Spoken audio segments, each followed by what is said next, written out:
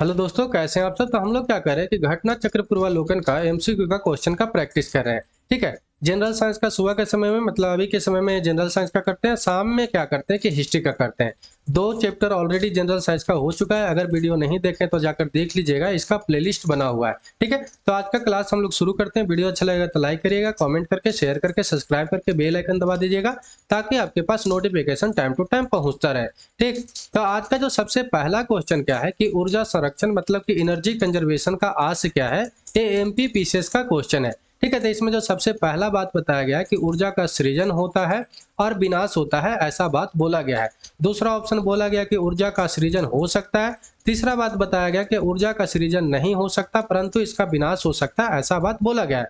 चौथा ऑप्शन कहता है कि ऊर्जा का ना तो सृजन हो सकता है और ना ही विनाश हो सकता है, ये बात आपको बोला गया है। ठीक है। तो अगर आप क्या है कि एनसीईआरटी का बुक पढ़े होंगे 9th क्लास का, उसमें एनर्जी के बारे में पढ़ना है और उसमें एनर्जी कंजर्वेशन के भी बारे में पढ़ना है। और एनर्जी कंजर्वेशन के बारे में साफ साफ कहता है कि एनर्जी जो है ना तो क्या होता है कि बनाया जा सकता है और ना ही एनर्जी को डिस्ट्रॉय किया जा सकता है। एनर्जी सिर्फ और सिर्फ क्या होता है कि वन फॉर्म से अनदर फॉर्म में क्या होता है कि कन्वर्ट होता है। जैसे मैकेनिकल एनर्जी से क्या हो जाएगा, इलेक्ट्रिकल एनर्जी में कन्वर्ट हो जाएगा। सन से क्या हो जाएगा, सन एनर्जी से क्या हो जाएगा कि इलेक्ट्रिकल में हो जाएगा। हीट से क्या हो जाएगा कि इलेक्ट्रिकल में हो जाएगा। विंड से मैकेनिकल में हो जाएगा, ऐसा बात बोला गया है। तो यहाँ पर जो डी ऑप्शन आपका हो जाएगा सही, डी ऑप्शन, ये बात आपको ध्यान में रखना है, डी ऑप्शन आपका हो जाएगा सही। ठीक है। चलिए अगला क्वेश्चन का है कि हवाओं का ऊर्जा होता है कौन सा, जो है विंड में ऊर्जा होता है, एनर्जी होता है, ये बात आपसे पूछ रहा है। तो केवल स्थितिज ऊर्जा होता है, पोटेंशियल एनर्जी होता है, ऐसा बात बोला गया है। केवल गतिज ऊर्जा होता है, काइनेटिक एनर्जी होता है, वैद्युत ऊर्जा होता है, स्थितिज ऊर्जा और क्या है कि गतिज ऊर्जा दोनों होता है। तो आपको बता दें कि कोई भी मूवमेंट करने वाला वस्तु है, ठीक है, तो जैसे कि हवा भी जो है मूवमेंट करने वाला है, ठीक है, तो उसमें कौन सा एनर्जी होगा, तो आपको बता दें कि उसमें काइनेटिक एनर्जी होता है। तो यहाँ पर आंसर जो हो जाएगा आपका बी ऑप्शन सही हो जाएगा। ठीक है। और काइनेटिक एनर्जी इक्वल टू जो होता है 1/2 जो होता है एम बी स्क्वायर के बराबर होता है, जहां पर एम जो होता है मास होता है और भी जो होता है आपका वेलोसिटी होता है। पोटेंशियल एनर्जी इक्वल टू देखें तो यहाँ पर एम जी एच के बराबर होता है। जो एम जो होता है मास होता है और जी जो होता है ग्रेविटेशनल एक्सेलरेशन होता है, जिसका वैल्यू आप जाने तो 9.8 मीटर पर सेकंड स्क्वायर के लगभग होता है। और एच जो होता है आपका हाइट होता है, ये बात आपको ध्यान में रखना चाहिए। ठीक है। तो यहाँ पर आंसर क्या हो जाएगा कि गतिज ऊर्जा, काइनेटिक एनर्जी, ये बात आपको याद रखना है। ठीक है। अगला क्वेश्चन क्या है कि वायु शक्ति मतलब कि विंड पावर में ऊर्जा का कौन सा रूप होता है जो विद्युत ऊर्जा में क्या करता है कि परिवर्तित करता है, ये बात आपसे पूछा गया है। ठीक है। तो यहाँ पर गतिज ऊर्जा होता है, स्थितिज ऊर्जा होता है, सौर ऊर्जा होता है, विकिरण ऊर्जा होता है। कौन सा ऐसा एनर्जी जो है क्या है कि विंड एनर्जी में होता है जो विद्युत ऊर्जा को कन्वर्ट करता है, ये बात आपसे पूछा गया है। तो यहाँ पर अभी आपको बताए थे कि काइनेटिक एनर्जी होता है, तो इसलिए ऑप्शन जो हो जाएगा आपका ए ऑप्शन सही हो जाएगा।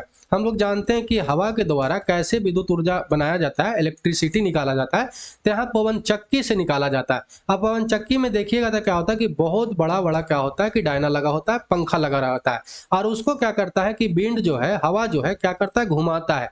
जब वो घूमता है ना तो उसका क्या होता है कि उससे उसमें मैकेनिकल एनर्जी में कन्वर्ट होता है। मतलब काइनेटिक एनर्जी से कौन एनर्जी में पहले कन्वर्ट होता है, मैकेनिकल एनर्जी में, क्योंकि पहले मैकेनिक्स घूम रहा है, ठीक है, मशीन घूम रहा है, तो मैकेनिकल एनर्जी में कन्वर्ट होगा। और मैकेनिकल एनर्जी से क्या होता है फिर इलेक्ट्रिकल एनर्जी में कन्वर्ट होता है। ये बात आपको ध्यान में रखना है, क्योंकि जब गियर घूमता है ना, तो गियर जब घूमता है तो गियर के द्वारा क्या होता है फिर आर्मेचर को घुमाया जाता है, जो जनरेटर का आर्मेचर होता है ना उसको घुमाया जाता है। और जब वो घूमता है तो उसमें से क्या होता है इलेक्ट्रिसिटी निकलता है। तो पहले काइनेटिक से मैकेनिकल में जाता है और मैकेनिकल से फिर क्या होता है कि इलेक्ट्रिकल एनर्जी में होता है। और सीधा सीधी आप बोल सकते हैं कि विंड एनर्जी से इलेक्ट्रिकल एनर्जी में कन्वर्ट होता है। ये बात आपको ध्यान में रखना है, लेकिन ये प्रोसेस आपको याद रखना है, क्योंकि ये प्रोसेस के बीच से भी क्वेश्चन पूछ दिया तो क्या होगा। ठीक है, इसलिए आपको याद रखना है। ठीक। चलिए अगला क्वेश्चन क्या है कि एक ट्रेन जैसे ही चलना आरंभ करता है तो उसमें बैठा हुआ यात्री का सिर जो होता है पीछे की ओर झुक जाता है, इसका कारण क्या है, ये आपसे पूछा गया है। ठीक है। तो स्थिरता का जड़त्व होता है, गति का जड़त्व होता है, या जड़त्व आघूर्ण होता है, या द्रव्यमान का संरक्षण होता है, क्या होता है, ये आपसे पूछा गया है। तो आपको बता दें कि यहाँ पर सही उत्तर क्या होगा, ए ऑप्शन सही होगा, स्थिरता का जड़त्व होगा। ये बात आपको ध्यान में रखना है। अब कारण क्या होता है समझिए, जैसे कि मान लीजिए कि हम अभी गाड़ी पे बैठे हुए हैं, ट्रेन पे बैठे हुए हैं, और ट्रेन भी रुका हुआ है और हम भी रुके हुए हैं, तो दोनों जो है रेस्ट अवस्था में है, मतलब कि विरामा अवस्था में है। और जैसे ही ट्रेन चलना प्रारंभ करेगा तो जो मेरा नीचे का जो पोर्शन होगा, जो बैठे हुए हैं जहां से जो पोर्शन होगा, वो क्या करेगा कि गाड़ी के साथ क्या होगा कि उसको में मोशन आ जाएगा, लेकिन ऊपर का पोर्शन में क्या होगा कि उस वो जो है रेस्ट में ही रह जाएगा। इसलिए जो है ऊपर का पोर्शन क्या होगा कि पीछे की ओर चला जाएगा। तो यहाँ पर आपका सही उत्तर क्या होगा, स्थिरता का जड़त्व। ये बात आपको ध्यान में रखना है, तो ये ऑप्शन आपका सही हो जाएगा। ठीक है, चलिए अगला क्वेश्चन क्या है, यहाँ पर कथन और कारण वाला होता है। कथन और कारण वाला में आप जानते होंगे कि पहले जो कहता है कि ए और आर दोनों सही है, और आर जो है ए का सही स्पष्टीकरण करता है। दूसरा इसमें बताया जाता है कि ए और आर दोनों सही होता है, और आर जो है ए का सही स्पष्टीकरण नहीं करता है। और तीसरा में कहा जाता है ए सही है और आर गलत है, और चौथा कहता है कि ए गलत है और आर सही है। ठीक है, तो यहाँ पर एक गलत हो जाता है तो ये पहले दोनों वाला ही ऑप्शन ही कट जाता है। ठीक, तो यहाँ पर सबसे पहले समझना है कि क्या कह रहा है। तो कथन कह रहा है कि एक पूर्णतः घर्षणहीन पृष्ठ है, कंप्लीटली फ्रिक्शनलेस कोई सरफेस है, और उस पर एक व्यक्ति क्या है कि खड़ा होकर सीटी बजाता है, और सीटी बजाने से अपने आप को गति में ला सकता है, ऐसा बोला गया है। दूसरा क्या कह रहा है कि यदि किसी तंत्र पर कोई बाह्य बल क्रियाशील नहीं है तो उसका संवेग का परिवर्तन नहीं हो सकता, ये बात आपको बोला गया। दूसरा तो सीधा सीधी जो है संवेग का संरक्षण का नियम है, अगर जानते होंगे तो ये है। तो यहाँ पर बी ऑप्शन तो क्या है कि सही है। ए ऑप्शन पर अब देखते हैं। अब एक बात आपको याद रखना है कि जहां पे फ्रिक्शन नहीं होगा वहां पे कोई भी मूवमेंट नहीं हो सकता है। लेकिन यहाँ पर एक बात आपको याद रखना है कि ये जो व्यक्ति है कह रहा है कि सीटी बजा रहा है, तो सीटी बजा रहा है ना, तो वो हवा को क्या करेगा कि बाहर निकालेगा। तो जैसे ही बाहर निकालेगा तो उसको जैसे बाहर निकालेगा तो वो पीछे की ओर क्या होगा कि उसमें मूवमेंट आ जाएगा, गति हो सकता है। तो इसलिए ए ऑप्शन भी यहाँ पे सही है। लेकिन बी ऑप्शन एक संवेग का संरक्षण का नियम है, तो एक दोनों मतलब सही है, लेकिन ये सही व्याख्या नहीं कर रहा है। तो इसलिए क्या हो जाएगा कि आपका जो है बी ऑप्शन सही हो जाएगा। ए बात आपको ध्यान में रखना है। तो संवेग का संरक्षण का अगर नियम देख लें एक बार, तो कहता क्या है, तो आपको बता दें कि कोई भी पृथक प्रणाली है, मान लीजिए कि कोई जो है आइसोलेटेड क्या है कि सिस्टम है, और उसमें दो या दो से अधिक पिंड क्या कर रहा है कि एक दूसरे पे वर्क कर रहा है। और जब वर्क करेगा तो दो या दो से अधिक पिंड का जो क्या होगा कि जो टोटल मोमेंटम होगा हमेशा क्या होगा कि इक्वल होगा, स्थिर होगा, जब तक कि उस पर कोई एक्सटर्नल फोर्स न लगे, बाह्य फोर्स न लगे। ये बात आपको ध्यान में रखना है। इसलिए कहा जाता है कि जो मोमेंटम है ना तो बनाया जा सकता है और ना ही उसको नष्ट किया जा सकता है। ये बात आपको ध्यान में रखना है यहाँ से। ठीक है, चलिए अगला क्वेश्चन क्या है कि सड़क पर चलने की अपेक्षा जो है बर्फ पर चलना कठिन है, क्योंकि कारण क्या है, ऐसा बात पूछ रहा है। तो पहला जो ऑप्शन बताया गया कि बर्फ सड़क से ज्यादा सख्त होता है, सड़क जो है बर्फ से ज्यादा सख्त होता है, व्यक्त नहीं कर सकते हैं, व्यक्त नहीं करती। ठीक है, और चौथा ऑप्शन जो बताया गया है कि बर्फ में सड़क की अपेक्षा कम घर्षण होता है, ये बात आपको बताया गया है यहाँ पे। तो आपको बता दें कि जो फ्रिक्शन होता है ना, कम होता है क्या चीज पे, बर्फ पर, इसलिए आप फिसल जाते हैं। ठीक है, जैसे कि आपका घर है, फर्श है, और उस पर आप सर्फ या साबुन का क्या करिए कि पानी फेंक दीजिए, तो उस पर चलना क्या हो जाएगा कि ज्यादा प्रॉब्लम होने लगता है। क्यों होता है, क्योंकि उस पर फ्रिक्शन कम जाता है। तो चलने के लिए क्या है कि फ्रिक्शन होना ज्यादा जरूरी है, और फ्रिक्शन नहीं रहेगा तो आपको चलने में क्या होगा कि प्रॉब्लम होगा। ये बात आपको ध्यान में रखना है। इसलिए क्या होता है कि बिना फ्रिक्शन के कारण, मतलब कम फ्रिक्शन के कारण बर्फ पर चलना क्या होता है कि मुश्किल होता है। तो यहाँ पर डी ऑप्शन आपका सही हो जाएगा। ये बात आपको ध्यान में रखना है। ठीक है, चलिए अगला क्वेश्चन क्या है कि ये यूपीपीसीएस मेंस का क्वेश्चन था, अच्छा क्वेश्चन था, इसको ध्यान से देखना है। निम्न कथन पर कह रहा है कि तथा उससे निकाले गए निष्कर्ष पर विचार करिए तथा बताइए कि कौन सा निष्कर्ष इसमें सही होगा। कह रहा है कि एक भारी गाड़ी है, ठीक है, उसको चलाने के बाद क्या होता है कि वो चलते रहता है, चलते रहता है, और चलते रहने के लिए मतलब चलयमान रखने के लिए आवश्यक ताकत से अपेक्षाकृत अधिक ताकत से धक्का देना पड़ता है। ठीक है, ऐसा बात बोला गया है। मतलब कि कोई गाड़ी है, भारी गाड़ी है, लोडेड गाड़ी है, और वो चल रहा है, और वो चलने रखने के लिए, उसको चलते रखने के लिए जब उस पर शुरू में जो धक्का दिए थे, उसके बाद जब धक्का दीजिएगा ना तो ज्यादा मात्रा से धक्का देना पड़ेगा, ज्यादा ताकत से धक्का देने पड़ेगा, ऐसा बात कह रहा है। तो यहाँ पर निष्कर्ष देता है, कहता है कि किसी चलायमान वस्तु का जो भार होता है कम होता है। दूसरा बात बोल रहा है कि प्रारंभ में पहिए फिसलने लगते हैं, इसलिए उस पर पहले जो होता है कम ताकत लगाना पड़ता है, बाद में ज्यादा ताकत लगाना पड़ता है। तीसरा ऑप्शन कह रहा है कि एक गाड़ी चल पड़ने के बाद क्या कह रहा है कि घर्षण जो होता है, उस पर फ्रिक्शन जो होता है कम जाता है।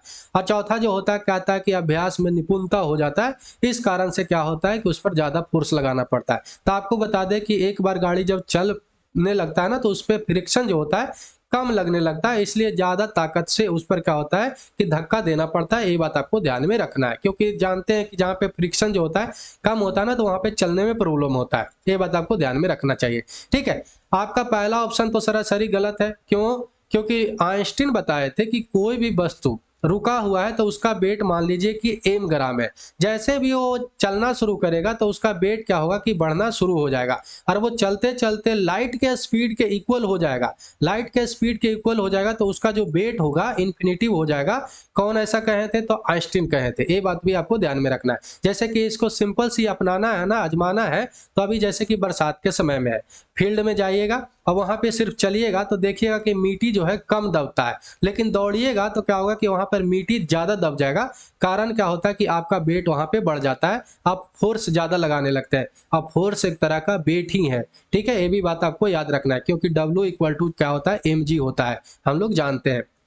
ठीक है, चलिए अगला क्वेश्चन यहाँ पर क्या है कि एक ट्रक है और एक कार है और एक मोटरसाइकिल है, और तीनों की गतिज ऊर्जाएं क्या है कि समान है। तीनों का काइनेटिक एनर्जी जो है इक्वल है, और यदि समान अवरोधक बल लगाया जाए, मतलब यदि तीनों पर क्या है कि इक्वल अपोजिट फोर्स लगाया जाए, वे क्रमशः x, y और z दूरी पर रुकेंगे। तो मतलब कि कोई का आगे चला जाएगा, कोई पीछे रह जाएगा, या तीनों समान दूरी पर रुक जाएगा, या कोई पीछे ही रह जाएगा, कोई बहुत आगे चला जाएगा, ऐसा बात बोला गया है। तो यहाँ पर बोला गया है कि x ग्रेटर देन बाई और बाई ग्रेटर देन जेड। यहाँ पर दूसरा ऑप्शन में बताया गया कि x लेस देन बाई और बाई लेस देन जेड, और तीनों जो है कह रहा है कि इक्वल है। या चौथा ऑप्शन कह रहा है कि x इक्वल टू 4 बाई और 4 बाई इक्वल टू 8x। तो आपको बता दें कि अगर कोई भी वस्तु है, दो तीन वस्तु है, और तीनों चारों में क्या है कि मान लीजिए कि तीनों चारों में काइनेटिक एनर्जी सेम है। ठीक है, और उस पर इक्वल अपोजिट फोर्स लगाइएगा तो वो इक्वल डिस्टेंस ही तय कर पाएगा। तो यहाँ पर क्या हो जाएगा कि x equal to y equal to z होगा। तो इसलिए यहाँ पर सी ऑप्शन आपका सही हो जाएगा। ये बात आपको ध्यान में रखना चाहिए। ठीक है, चलिए अगला क्वेश्चन क्या है कि दो समान द्रव्यमान की वस्तुओं की गतिज ऊर्जाओं का अनुपात जो है, रेशियो जो दिया हुआ है 4:9 दिया हुआ है, तो उसको वेग का अनुपात क्या होगा। बहुत इजी क्वेश्चन था, ARO का क्वेश्चन था, आरओ का। ठीक है, 2017 में क्वेश्चन पूछा गया था। क्या होगा, ये बात आपसे पूछा गया। तो लेट मान लेते हैं कि दोनों का जो मास है क्या है, m है, और काइनेटिक एनर्जी इक्वल टू हम लोग जानते हैं कि 1/2 mv² होता है। ठीक है, शुरू में ही बताए थे कि ये होता है। तो आपको बता दें कि यहाँ पर जो दिया हुआ है फर्स्ट काइनेटिक एनर्जी और सेकंड काइनेटिक एनर्जी का जो रेशियो दिया हुआ है 4:9 दिया हुआ है। ठीक है, तो हम लोग जानते हैं कि 1/2 mv1² हो जाएगा, और यहाँ पर 1/2 mv2² हो जाएगा। कारण क्या है कि दोनों में mm सेम है, तो यहाँ पर mm लेना पड़ेगा, और v तो अलग है तो v1 और v2 लेना पड़ेगा। 1/2 तो कांस्टेंट है, यहाँ पर m से m कट जाएगा, और इसका वैल्यू दिया हुआ है 4:9। ठीक है, तो यहाँ पर क्या हो जाएगा कि v1/v2 का होल स्क्वायर हो जाएगा, और यहाँ पर 4:9 हो जाएगा। यहाँ पर लास्टली में क्या होगा कि v1/v2 इक्वल टू क्या है, इधर स्क्वायर में है तो इधर रूट में आ जाता है। हम लोग जानते हैं 4:9 हो जाएगा, और इसलिए यहाँ पर 2:3 निकल कर आएगा, और यहाँ पर बी ऑप्शन आपका सही हो जाएगा। ये बात आपको ध्यान में रखना चाहिए। ठीक है, चलिए अगला क्वेश्चन क्या है कि त्वरण ज्ञात करने का सही सूत्र कौन सा है। ये बात आपसे पूछा गया है। अगर आप 9th क्लास का एनसीईआरटी अच्छा से पढ़े होंगे साइंस का, तो वहां पर ये आसानी से उत्तर दे सकते हैं, और ये सब उत्तर तो सही में आसानी से ही दे देना चाहिए। ठीक है, यूपीपीसीएस का प्री में क्वेश्चन पूछा गया था। पहला बोला गया है ऑप्शन में कि a equal to b minus u by t होता है। ठीक है, दूसरा बोला गया कि a equal to u plus b t होता है। तीसरा बोला गया कि a equal to b plus u by t होता है। चौथा बोला गया है कि a equal to v plus u by 2 होता है। तो आपको बता दें कि एक्सेलरेशन जो होता है change in velocity per unit time होता है। मतलब त्वरण जो होता है वेग में परिवर्तन के दर को क्या कहते हैं, तो त्वरण कहते हैं। ठीक है, मतलब कि a इक्वल टू क्या होगा, चेंज इन वेलोसिटी, तो चेंज करती है वेलोसिटी में, और क्या होता है कि रेट पर होता है, तो change in velocity per unit time होता है, तो पर यूनिट टाइम हो गया। तो इसी को क्या बोलते हैं, तो एक्सेलरेशन बोलते हैं। ऐसा यूनिट देखें तो इसका क्या होता है कि मीटर पर सेकंड स्क्वायर होता है। तो ये बात आपको ध्यान में रखना है। ठीक है, तो चलिए आज के लिए इतना ही। वीडियो अच्छा लगा हो तो लाइक करिएगा, कमेंट करके, शेयर करके, सब्सक्राइब करके बेल आइकन दबा दीजिएगा। तो जय हिंद, जय भारत।